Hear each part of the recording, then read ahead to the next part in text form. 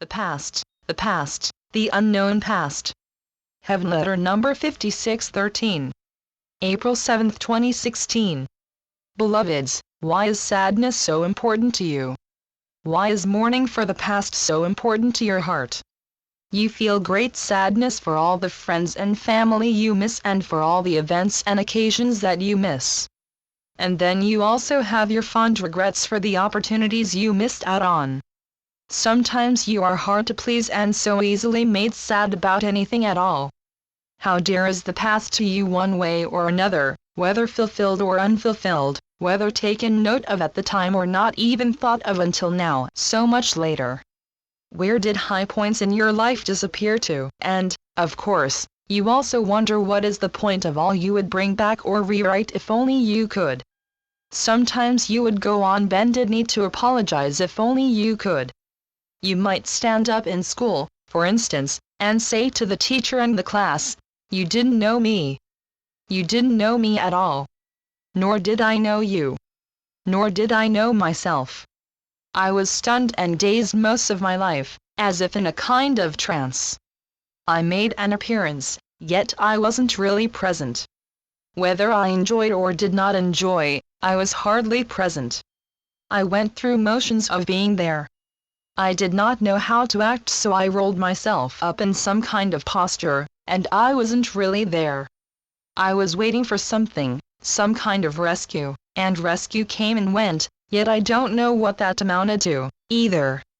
Certainly, I depended upon the outside to bolster me, and, yet, this outside that is not dependable is still of the utmost importance to me. I know I would be different now if I could go back. And yet all the fallacies I had about life, others, and myself, tar and feather my heart now. I cannot leave well enough alone. I didn't know you either. One teacher or another gave me peace or more, and yet I did not appreciate those forgotten ones either. In a way, it was all the same to me. Maybe life was all a blur then, yet recollection comes in bits and pieces now, a little ragtail memory, I would say. I did not know what was to become of me, and I don't know now what has become of me.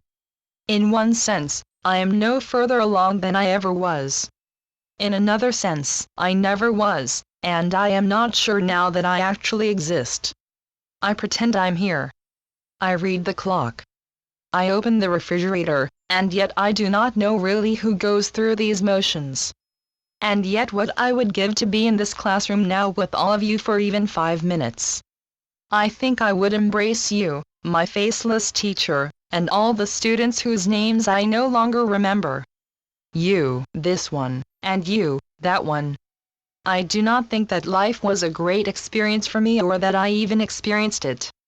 I think I was sitting on a hill somewhere and imagined that something was going on. I was so far away from everything. I haven't quite gotten there yet. In a way I feel like a hobo. I ride on a train, and it doesn't matter where it came from or where it's going. I am occluded from myself. I don't even know what I am saying or what I mean to say or what I mean by what I do say. I do seem to know that I'm riding the rails, and I can't get off. At the same time, I am well aware that I am derailed. Where am I from, and where am I going?